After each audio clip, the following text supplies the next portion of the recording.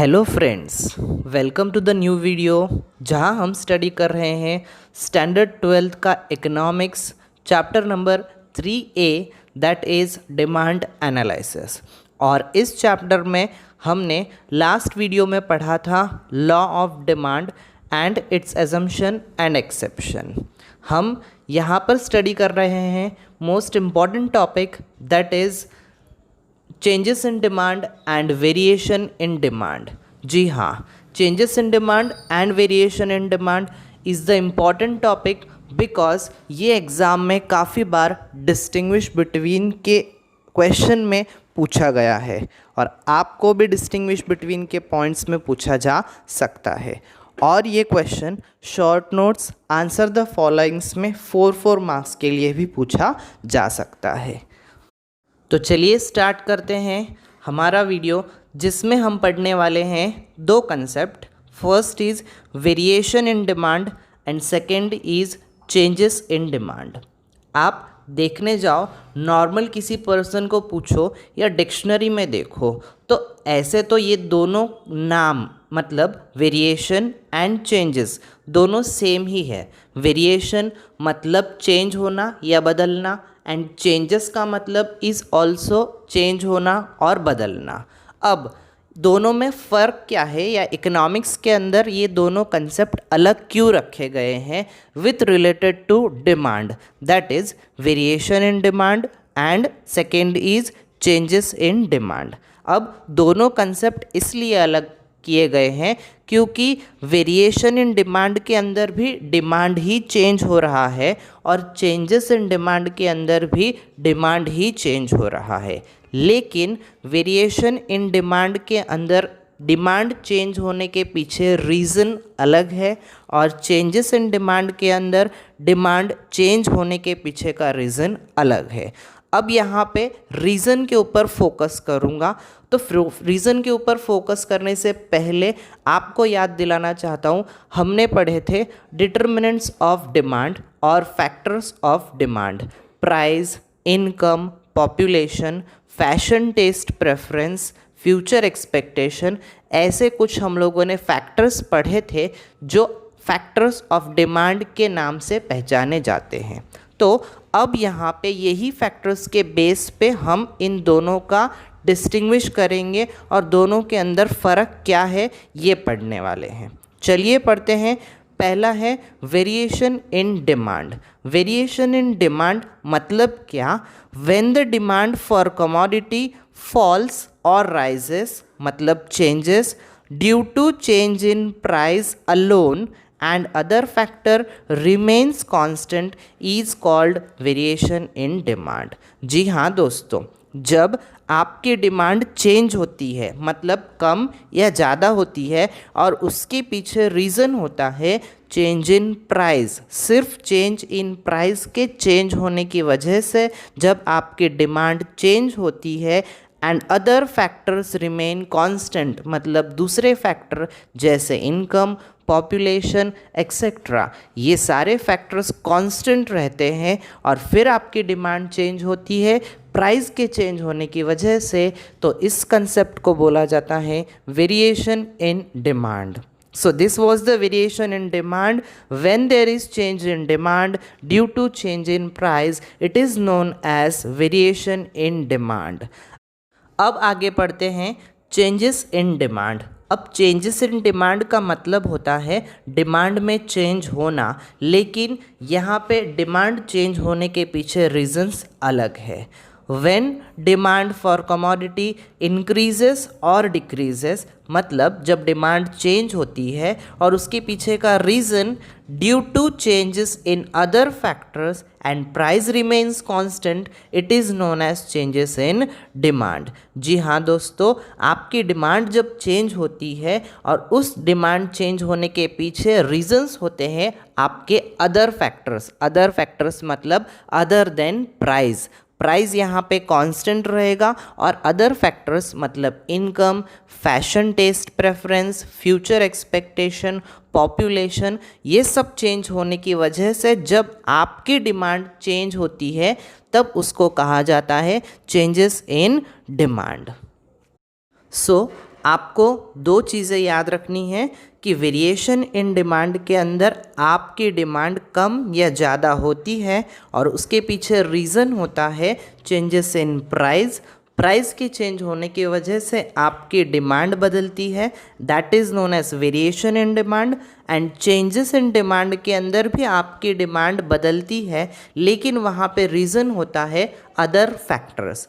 Other factors के change होने की वजह से जब आपकी डिमांड कम या ज़्यादा मतलब इंक्रीज़ और डिक्रीज़ होती है तो उसे कहा जाता है चेंजेस इन डिमांड।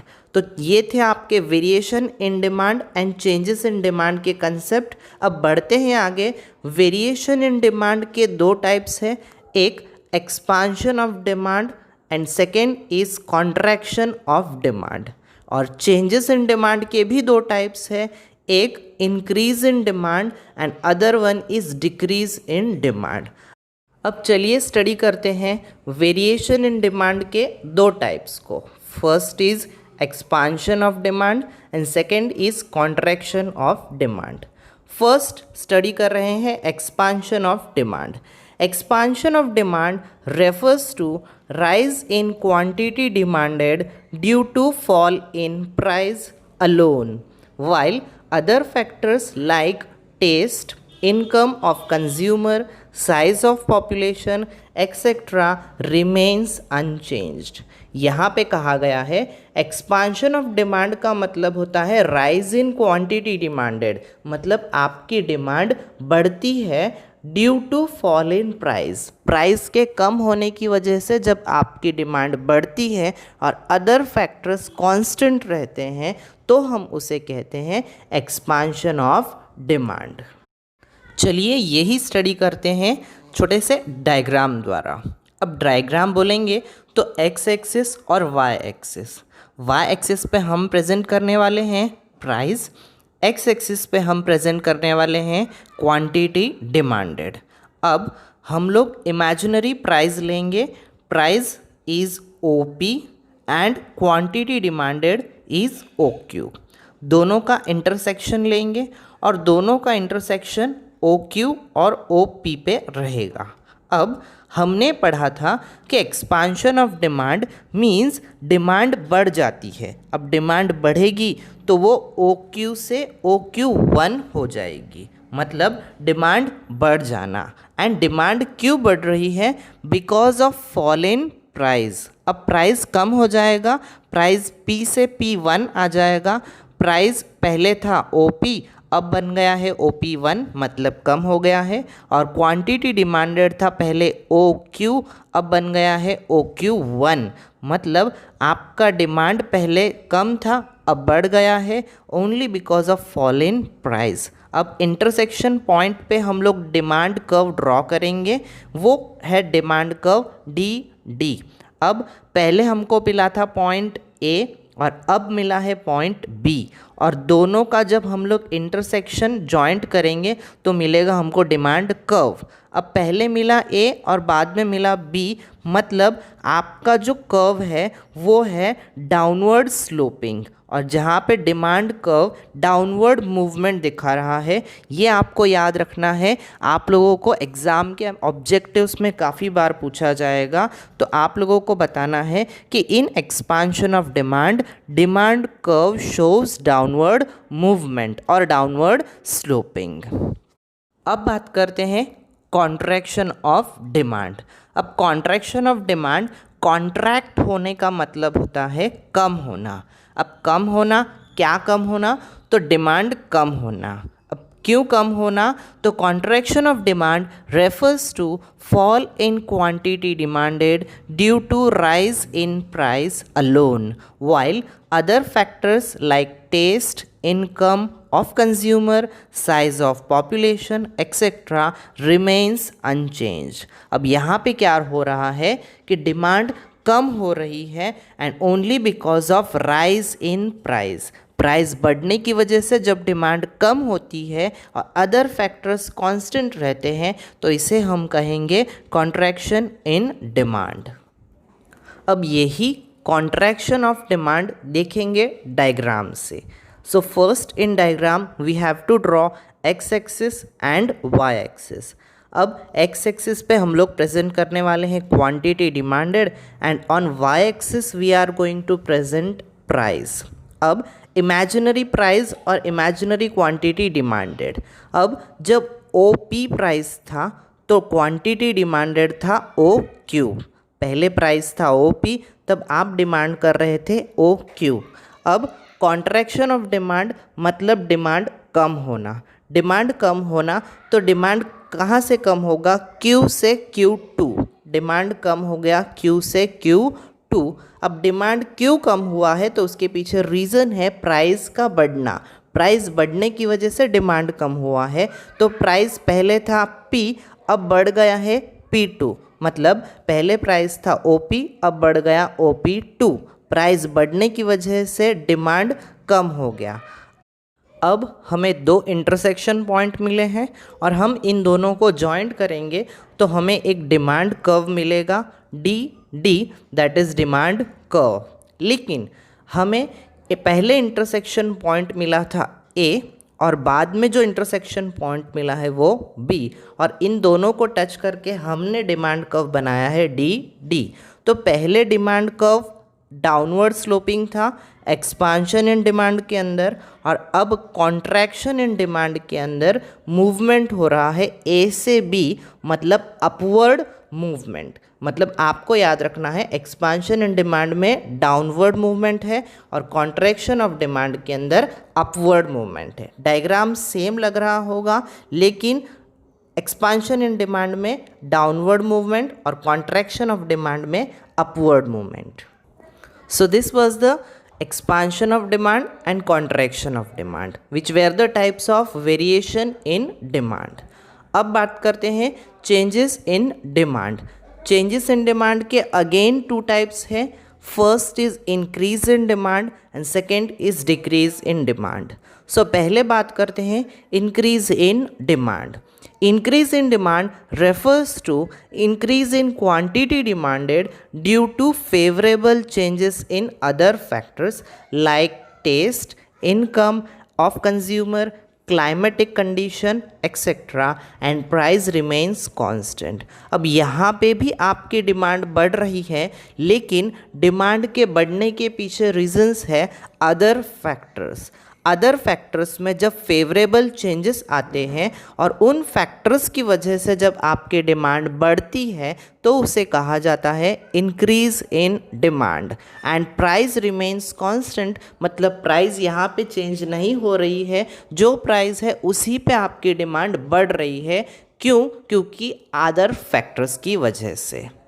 अब अदर फैक्टर्स की वजह से जब डिमांड बढ़ती है तो उसको बोला जाता है इंक्रीज इन डिमांड, और इसी का उल्टा है decrease in demand. Decrease in demand का मतलब है आपकी डिमांड कम होना।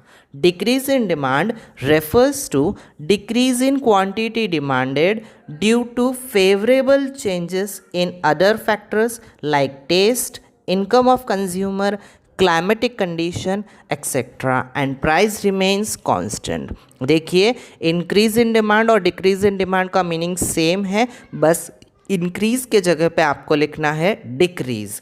अब यहाँ पे आपकी डिमांड डिक्रीज हो रही है, मतलब कम हो रही है due to changes in other factors. Other factors में चेंज आने की वजह से आपकी डिमांड जब कम होती है तो उसको बोला जाता है decrease in demand. And here also price remains constant, मतलब प्राइस चेंज नहीं हो रहा है।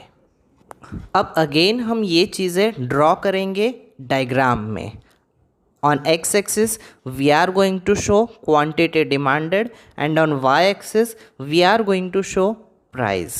अब इमेजिनरी प्राइस लिया हमने P और इमेजिनरी क्वांटिटी डिमांड किया Q. When price was P, quantity demanded was Q. जब प्राइस P थी तब हम क्वांटिटी डिमांड कर रहे थे Q, और यहाँ पे एक डिमांड कर्व शो ऑफ करेंगे that is D.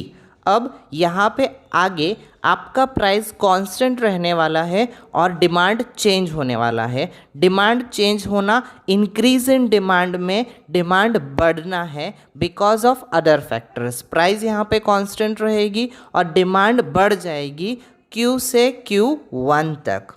Price constant है और डिमांड बढ़ गई है Q से Q1 तक, और अगेन यहाँ पे प्राइस की सेम लाइन पे हमको और एक इंटरसेक्शन पॉइंट मिलेगा Q1 पे, और वहाँ पे हम दूसरा डिमांड कर्व ड्रॉ करेंगे, that is D1 and D1। अब यहाँ पे आपकी क्वांटिटी बढ़ गई है और आपका demand curve, original demand curve था D, और आपका क्वांटिटी बढ़ने पर दूसरा डिमांड कर्व मिल गया है D1। अब यहाँ पे there is shift in demand curve, और ये शिफ्ट हो रहा है right side. Demand curve shift to right hand side. ये आपको ऑब्जेक्टिव्स के लिए याद रखना है। अब बढ़ते हैं आगे नेक्स्ट डायग्राम की ओर, that is decrease in demand. अब फिर से हम सेम डायग्राम ड्रॉ करेंगे। एक्स एक्सिस पे quantity demanded and Y axis पे प्राइस। फिर से इमेजिनरी क्वांटिटी लेंगे OQ and imaginary price OP। जब प्राइस P था तो क्वांटिटी डिमांडेड था OQ।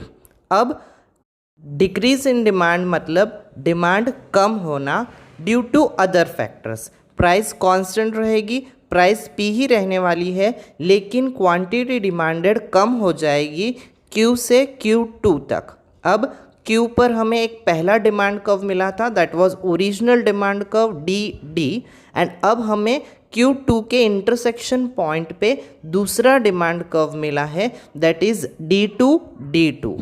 पहला demand curve original demand curve D, दूसरा डिमांड कर्व D2। अब ओरिजिनल डिमांड कर्व शिफ्ट हो गया है and demand curve shifted to left hand side. Increase in demand में राइट हैंड साइड और डिक्रीज इन डिमांड में left hand side. So this were the changes in demand and variation in demand. Hope so आपको ये topic समझ में आ गया होगा, और अगर समझ में आ गया होगा तो लाइक शेयर सब्सक्राइब करना ना भूलें। Thanks for watching.